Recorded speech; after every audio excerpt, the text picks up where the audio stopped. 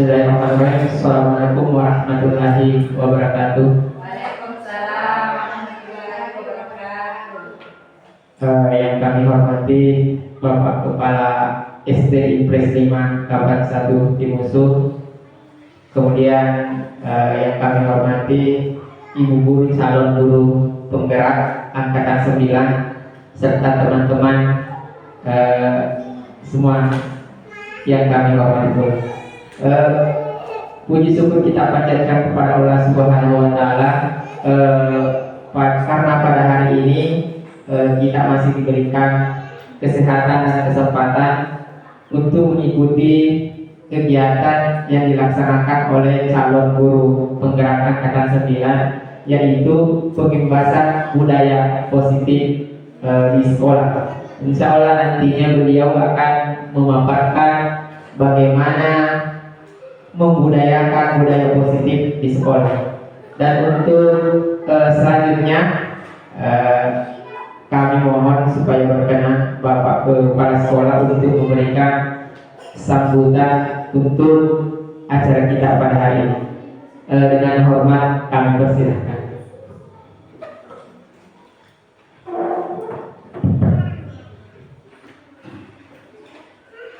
Bismillahirrahmanirrahim. Assalamualaikum warahmatullahi wabarakatuh. Waalaikumsalam warahmatullahi wabarakatuh. Ibu calon guru penggerak yang saya hormati dan saya banggakan, Bapak Ibu selaku guru kelas dan tenaga teknis yang saya hormati, pertama-tama mari kita tak henti-hentinya memanjatkan puji syukurkan Allah Subhanahu wa Ta'ala karena atas rahmat dan taufiknya sehingga pada kesempatan yang berbahagia ini kita sedikit menyita waktu demi kelancaran dan dukungan kita kepada salah satu teman kita yang mengikuti calon guru bergerak. Bapak Ibu yang saya hormati, tentunya tidak terlepas daripada himbauan saya selaku penanggung jawab di sekolah ini, dengan kata lain kepala sekolah. Saya secara pribadi sangat-sangat mendukung kepada teman kita Ibu Umrah selaku calon guru bergerak. Sebelumnya itu perlu sedikit saya mengomentari beberapa hal, karena kita tahu bersama calon memasuki calon guru penggerak itu sebenarnya kalau kita melihat tidak mudah. Tetapi jika kita berkeinginan dan memiliki niat yang baik, tentunya yang sulit menjadi mudah. Kenapa saya katakan demikian? Karena tentu dari teman-teman lain, kalau melihat suasana atau situasi atau kondisi daripada teman-teman kita ini, mungkin kita sudah mengatakan bahwa saya tidak mampu. Nah, tetapi harapan saya kepada teman-teman yang belum memasuki kegiatan atau langkah-langkah kegiatan ini untuk memasuki calon guru penggerak ini, pasti kita agak-agak menjauh. Tetapi kalau kita akan melihat ke depan, sebenarnya kita tidak bisa mengelak demi kepentingan, demi kesuksesannya pendidikan ke depan. Nah, Bapak Ibu yang saya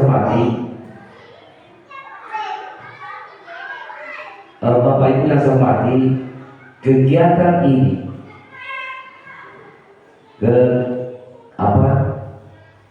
undangan yang kita hadir pada kesempatan ini tiada lain adalah memperlihatkan dukungan kita Kenapa saya katakan demikian? Calon guru penggerak ini sebenarnya kita tidak bisa elakkan. Malah kita berbangga karena sudah ada salah satu teman kita yang memasuki tahapan-tahapan demi tahap ini untuk selanjutnya. Nah, jadi pada kesempatan ini teman-teman, bapak dan ibu yang saya hormati, marilah kita mendukung supaya beliau membuka pintu gerbang buat kita semua untuk keberhasilannya. Nah, saya sampaikan kepada teman kita Ibu Umrah SPD selaku calon guru penggerak, harapan kami tentunya kita sudah melewati beberapa tahapan. Insya Allah mudah-mudahan kita bisa berhasil. Keberhasilan Ibu tentunya saya ikut berbangga dan ikut merasa puas. Beliau dengan penuh semangat memberikan dukungan dan sokongannya kepada calon guru penggerak kita. Selanjutnya pemaparan materi tentang pengimbasan budaya positif di sekolah oleh Ibu Umrah SPD. Bismillahirrahmanirrahim. Assalamualaikum warahmatullahi wabarakatuh. Waalaikumsalam warahmatullahi wabarakatuh. Yang terhormat Kepala Sekolah SD IPS 581 Timusu, yang terhormat Bapak Ibu Guru dan tenaga pendidik SD IPS 581 Timusu. Puji syukur kita panjatkan kehadirat Allah Subhanahu wa taala karena pada hari ini kita masih diberi kesempatan dan kesehatan untuk berkumpul di kelas 3 dalam rangka memenuhi salah satu tugas saya sebagai calon guru penggerak untuk mengimbaskan budaya positif di sekolah terhadap para warga sekolah. Baik Bapak Ibu, saya akan memaparkan pengimbasan budaya positif di sekolah. Tetapi saya ingin menegaskan, saya berdiri di hadapan Bapak Ibu bukan untuk menggurui Bapak Ibu, tapi lebih ke saya ingin sharing tentang apa yang saya dapatkan mengenai budaya positif di sekolah. Selamat datang Bapak Ibu, guru hebat. Mari belajar bersama, berkolaborasi, saling mendukung demi mewujudkan budaya positif di sekolah yang kita cintai ini. Budaya positif yaitu perubahan paradigma baru, disiplin positif, motivasi diri manusia, kebutuhan manusia, posisi kontrol, restitusi, keyakinan kelas, dan segitiga restitusi. Jadi inilah modul yang ada pada budaya positif. Next.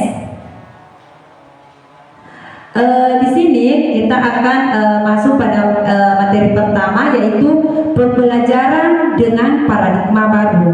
Seperti yang kita ketahui bahwa pembelajaran dengan paradigma baru dirancang berdasarkan prinsip pembelajaran yang terdiferensiasi sehingga setiap siswa belajar sesuai kebutuhan dari tahapan perkembangan untuk mewujudkan profil pelajar Pancasila.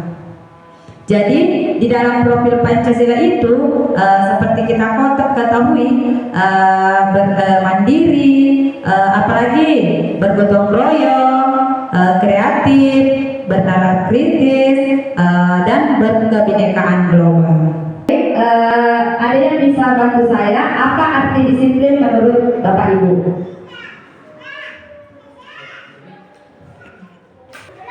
Baiklah, disiplin menurut kami adalah melakukan sesuatu sesuai dengan fungsi dan aturannya. Demikian dari kami. Terima kasih.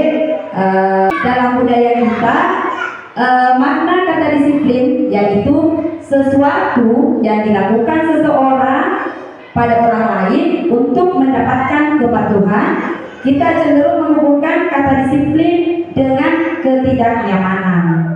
Next. Menurut Bapak Pendidikan Ki Hajar Dewantara menyatakan bahwa di mana ada kemerdekaan, disitulah ada disiplin yang kuat. Disiplin bersifat self-disiplin, yaitu kita sendiri yang mewajibkan kita dengan sekeras-kerasnya, tetapi itu sama saja, sebab jika kita tidak cakap melakukan self-disiplin, wajiblah penguasaan lain mendisiplinkan kita. Jadi ini menurut Bapak Pendidikan Ki Hajar Dewantara. Sebagai pendidik, tujuan kita adalah menciptakan murid yang merdeka. Syarat utamanya adalah disiplin diri, sehingga mereka berperilaku sesuai nilai-nilai kebajikan dan memiliki motivasi intrinsikik.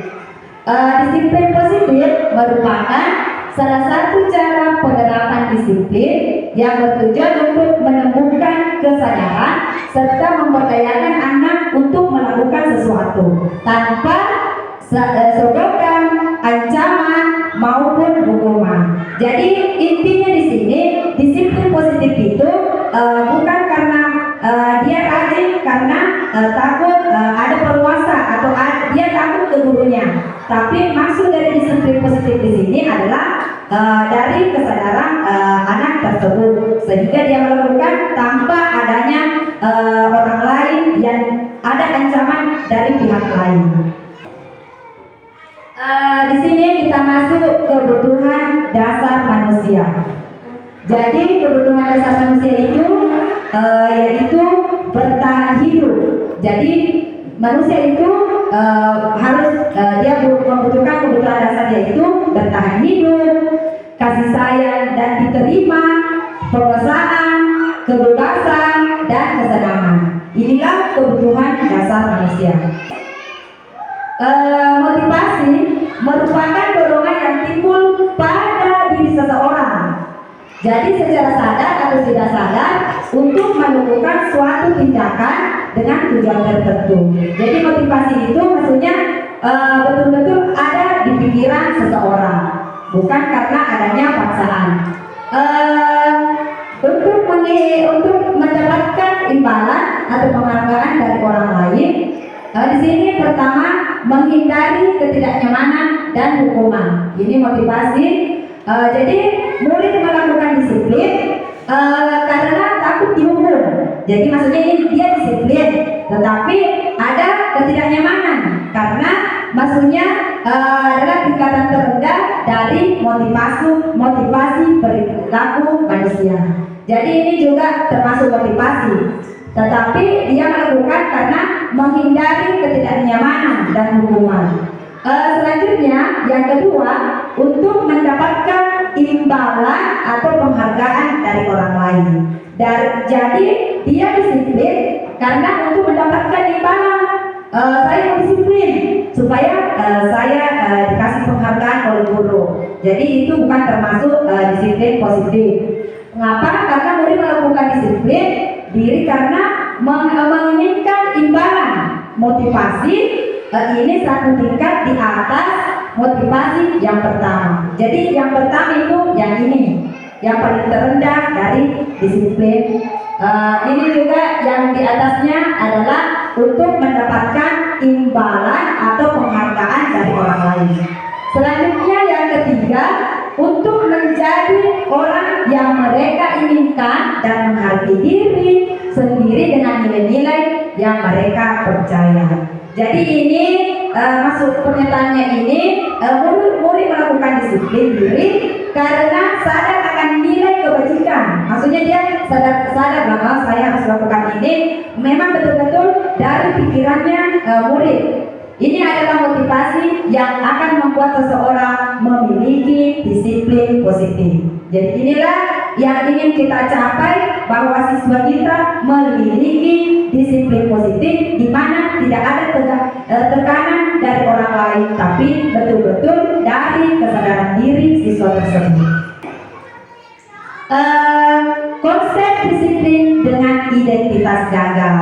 Jadi ini identitas gagal dilakukan tapi gagal. Kenapa kira-kira identitas gagal? Contohnya hukuman. Kenapa dikatakan gagal? Karena di dalam hukuman itu berarti menyakitkan. Tindakan kita di situ kadang menyakitkan, terus tidak nyaman, murid takut, memaksa. Di sini kata hukuman berarti ada tindakan paksaan. Terus murid menyembunyikan kesalahan. Jadi karena dengan hukuman akhirnya murid menyembunyikan kesalahan. Terus murid menjadi rendah diri. Jadi jika kita melakukan hukuman, inilah yang terjadi pada diri siswa kita. Selanjutnya penghargaan. Yang mana itu dikatakan penghargaan identitas gagal, yaitu tidak efektif, merusak hubungan, mematikan kreativitas, terus menghukum dengan sistem ranking, terus merampas hak menghargai diri. Jadi penghargaan itu maksudnya anak nyaman. Jadi saya melakukan hal seperti ini karena ujung-ujungnya pasti saya dikasih penghargaan. Jadi terjadilah kesombongan pada diri siswa, tapi bukan tidak ada nilai kebajikan yang didapat dari anak tersebut jika dilakukan dengan penghargaan. Next. Konsep disiplin dengan identitas sukses. Nah, jadi yang sukses itu seperti apa? Misalnya konsekuensi. Bagaimana itu konsekuensi? Penguatan jangka pendek, terus perlu monitoring berkelanjutan, stimulus respon. Maksudnya di sini stimulus respon dikasih anak-anak, maksudnya ada contoh anak-anak melakukan sesuatu, jangan langsung disalahkan, tetapi diajaklah anak-anak tersebut apakah dia diajak berbicara yang baik-baik, baru kita meresponnya. Anak-anak berbicara, mengeluarkan apa yang dia rasakan, terus guru merespon dengan baik. Terus murid mematuhi peraturan, kehilangan waktu. Inilah pendekatan restitusi. Contoh kasusnya yaitu siswa tidak mengerjakan PR. Di sini contohnya bagaimana kalau dilakukan dengan hukuman, bagaimana dengan konsekuensi, restitusi.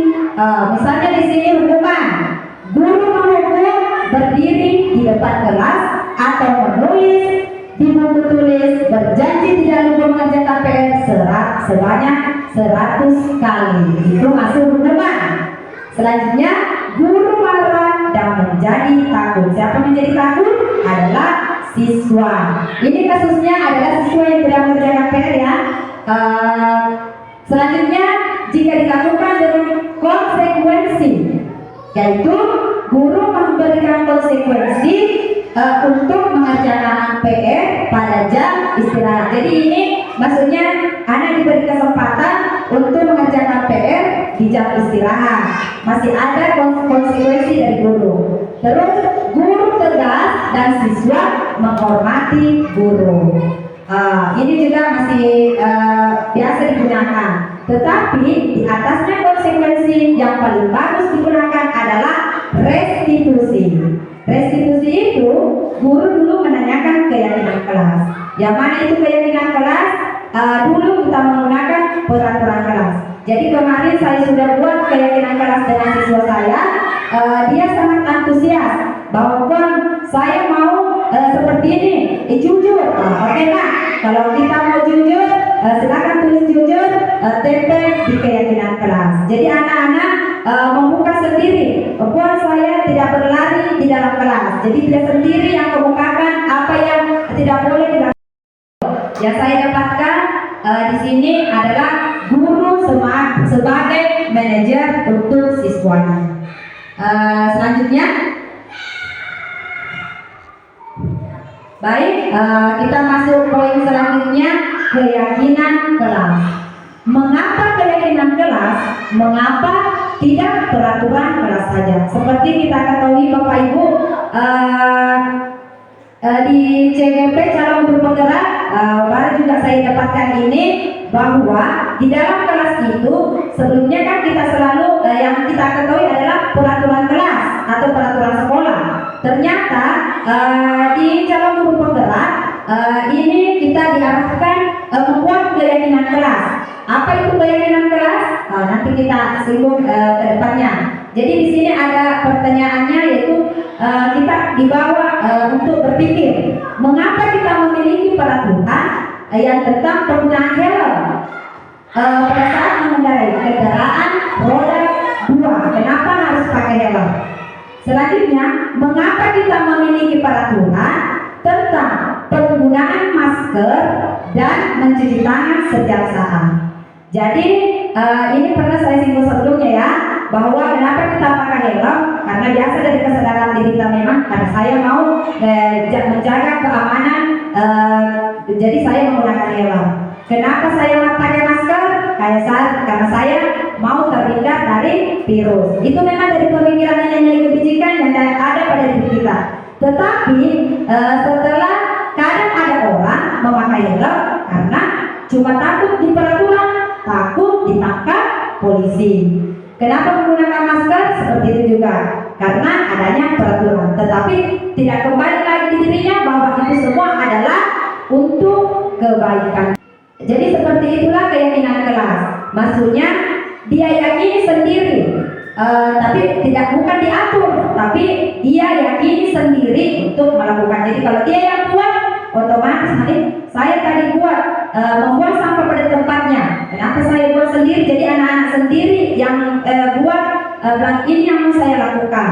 Baik, ini adalah contoh keyakinan kelas, kegiatan membuat keyakinan kelas. Seperti ini Bapak Ibu.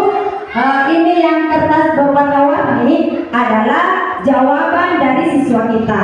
Jadi guru mengatakan, baik anak-anak, kita membuat keyakinan kelas. Di dalam keyakinan kelas tidak boleh menggunakan kata negatif. Jadi saya mengharap teman-teman juga bisa menerapkan ini. Mari sama-sama membuat hal-hal kecil dulu, yaitu membuat usahakan anak-anak bisa memukakan sendiri. Next.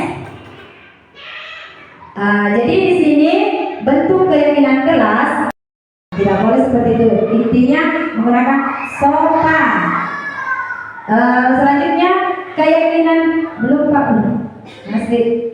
Oke, keyakinan kelas sesuatu yang dapat diterapkan di lingkungan tersebut. Usahanya, maksudnya dari kecil dulu, di kelas dulu kita lakukan masing-masing. Terus bersedia meninjau kembali setelah kita buat bersama siswa. Kita diskusikan bagaimana Nana. Si Anti tulis jujur, setuju atau tidak? Jadi anak-anak semua serentak setuju Puan. Berarti itu sudah mereka sepakati, akhirnya menjadi keyakinan kelas. Next. Prosedur pembentukan keyakinan sekolah atau kelas. Jadi pertama itu mempersiapkan warga sekolah, murid untuk bercurah pendapat. Jadi semua di sini berkesempatan untuk curah pendapat tentang peraturan yang perlu disepakati di kelas. Terus yang kedua, mencatat semua masukan-masukan para murid atau warga sekolah di kelas besar. Misalnya kayak poster seperti ini yang saya buat. Ini sudah benar, tetapi judulnya masih peraturan, karena di dalam isinya sudah tidak ada yang mengatakan tidak boleh, tetapi lebih ke kalimat positif, misalnya membuang sampah pada tempatnya. Jadi yang saya buat itu sebenarnya sudah benar, cuma judulnya yang masih perlu diganti, bukan peraturan, tetapi diganti keyakinan kelas. Tetapi pada saat saya buat, saya tidak mengajak siswa saya, sehingga kemarin saya ajak mereka untuk curah pendapat membuat keyakinan kelas. Selanjutnya susunlah keyakinan kelas sesuai prosedur pembentukan keyakinan kelas. Ganti kata negatif menjadi positif. Contoh, jangan berlari di kelas dengan kalimat berjalanlah di kelas. Jadi kemarin ada siswa saya, Puan jangan berlari di kelas. Jadi kita gunakan saja kalimat positifnya berjalanlah di kelas. Kan kadang anak-anak suka berlari. Terus keempat, tinjau kembali daftar curah pendapat. Setelah itu, tinjau ulang keyakinan kelas atau sekolah secara bersama-sama. Setelah keyakinan sekolah kelas dibuat, maka semua warga sekolah meninjau ulang dan menyetujuinya. Terus keyakinan sekolah atau kelas bisa diletakkan di dinding kelas, di tempat yang mudah dilihat semua warga kelas. Kalau saya tempel di situ tidak mudah dilihat oleh siswa. Jadi kalau misalnya keyakinan kelas bagus ditempel yang mudah selalu dibaca oleh siswa. Next, di sini segitiga materi selanjutnya yaitu segitiga restitusi. Yang mana itu segitiga restitusi?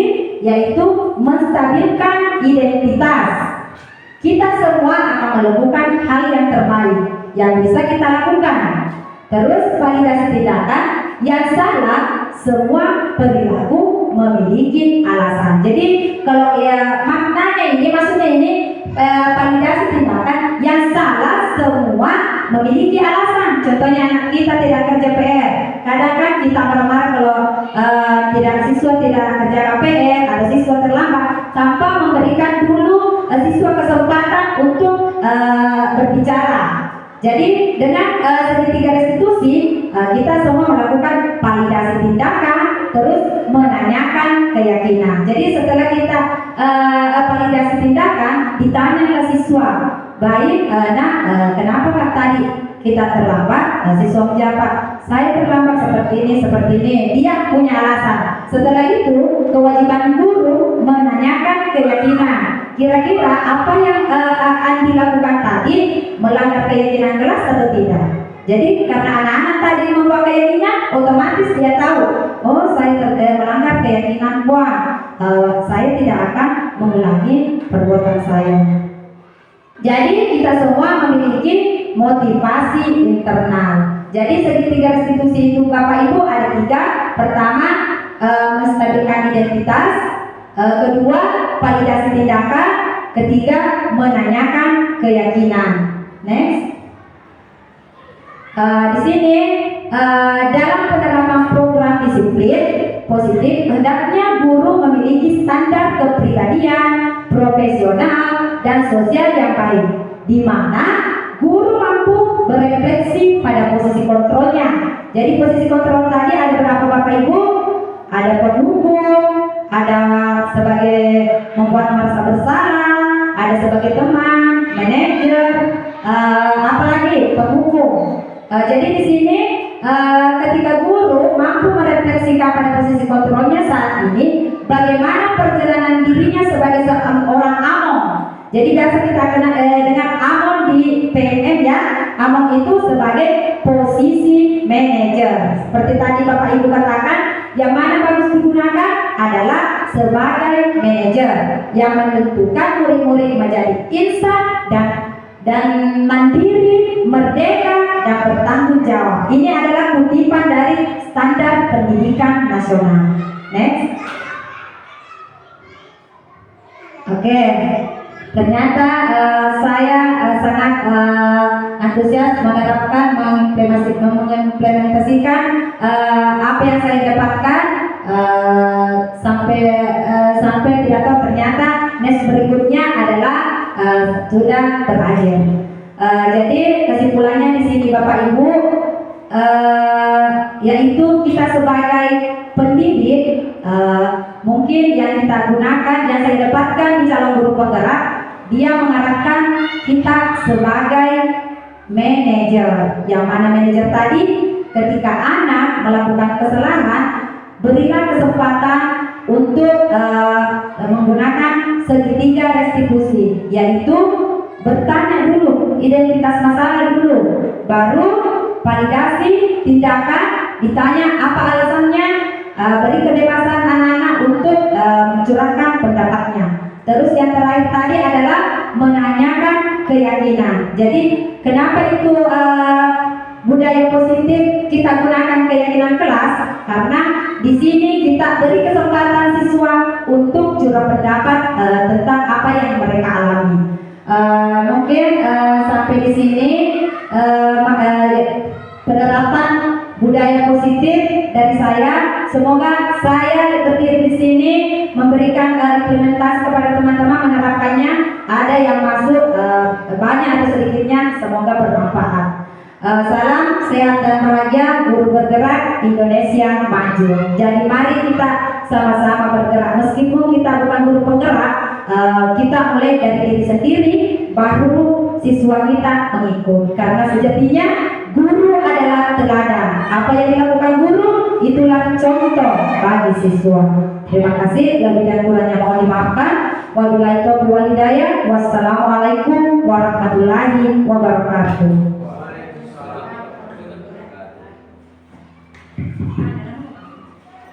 Baiklah Bapak Ibu, demikian tadi pemaparan dari Ibu Bra sebagai calon guru penggerak anak 9. Semoga apa yang dipaparkan tadi bisa menjadi bahan refleksi kita sebagai guru sehingga bisa diimplementasikan dalam tugas-tugas kita ke depannya nanti. Cukup sekian untuk acara kita pada hari ini. Ungkapan terima kasih tak terhingga kami ucapkan kepada Bapak Kepala Sekolah serta teman-teman guru yang menyempatkan waktunya untuk hadir bersama untuk mendengarkan pemaparan dari CGP kita. Wallahu muwaffiq ila aqwamit thoriq. Assalamualaikum warahmatullahi wabarakatuh. Waalaikumsalam warahmatullahi wabarakatuh.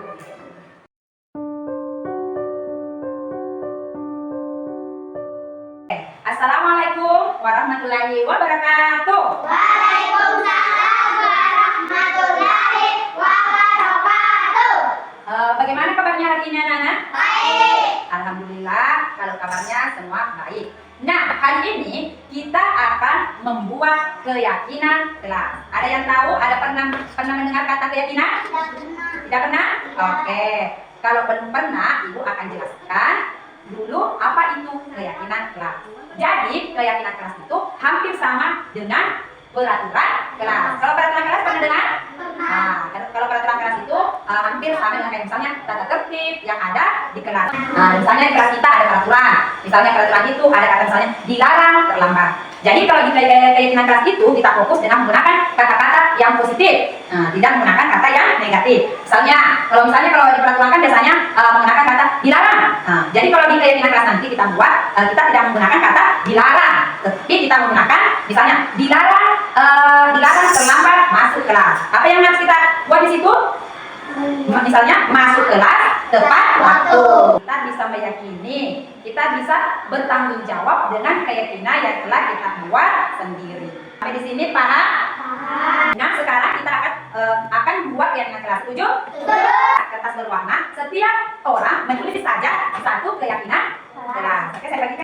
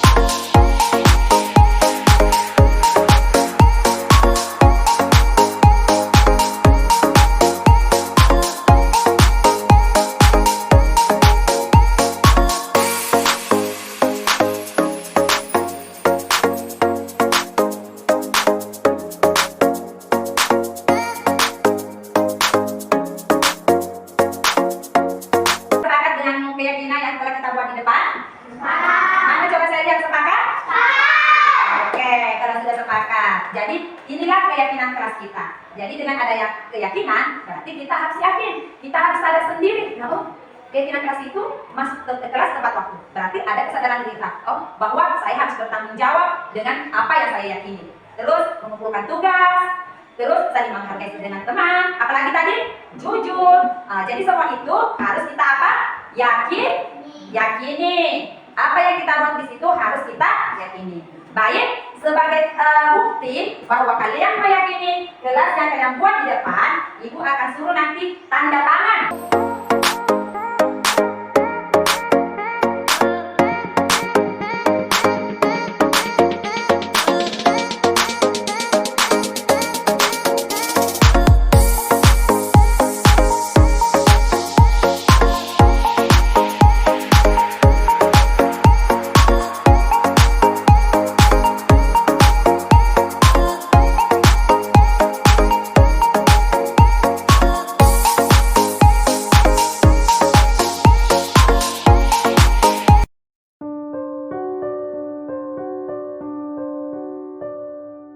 Assalamualaikum warahmatullahi wabarakatuh. Perkenalkan, nama saya Arfa dari kelas 3 SD Inggris 581 Timusu. Warahmatullahi wabarakatuh. Perkenalkan, nama saya Raihan Rifatul Ramadan, kelas 3 SD Inggris 581 Timusu. Assalamualaikum warahmatullahi wabarakatuh.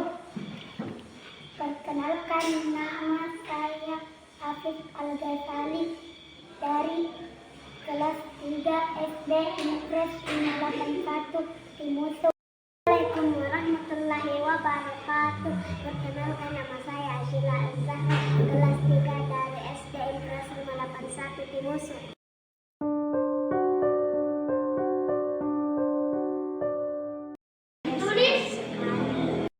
Bersemangat. Gembira. Bersemangat.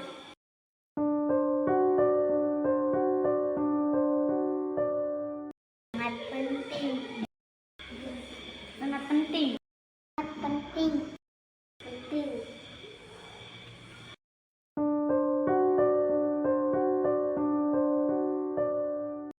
Membuat kita disiplin. Dapat menghargai guru dan teman. Agar kita dapat lebih baik lagi. Menumbuhkan rasa tanggung jawab.